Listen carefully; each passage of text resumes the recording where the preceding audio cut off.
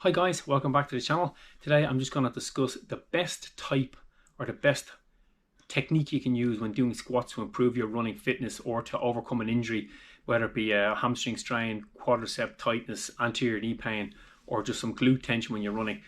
Squatting is probably one of the most functional and most used exercise in terms of rehabilitation for any sort of lower limb leg injury coming back from a running injury. So I'm just going to discuss there's kind of three different ways that we can do squats.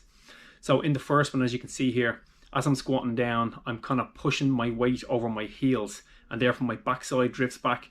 This allows me to really work those glutes and the hamstrings in terms of getting some resistance to the muscles that I'm trying to work when I'm doing this exercise. This is quite a good way, and this is kind of the way that most personal trainers will tell you to do it. If you're in a gym, if somebody's just in a gym trying to improve sort of function and get the most amount of weight lifted, this is the type of exercise that we would get you to do. The second one that you can do, and I would say this is far better for runners than the first one. This second exercise, you can see I'm trying to evenly distribute the weight across my foot. So it's my weight isn't just going through the heels, it's going across the midfoot and into the forefoot.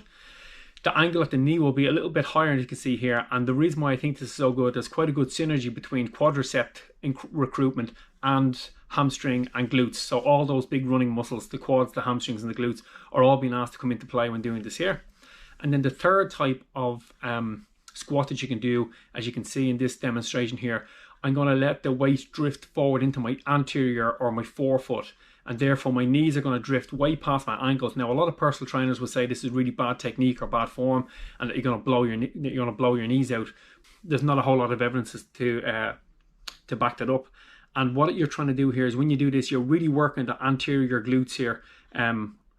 Anybody who suffers with any sort of anterior knee pain or discomfort when running downhill, I would recommend doing this exercise for them. This is a very good exercise to build up that front of the quad, around that kneecap, patellar tendon, right down into the shin bone. There are the three different types.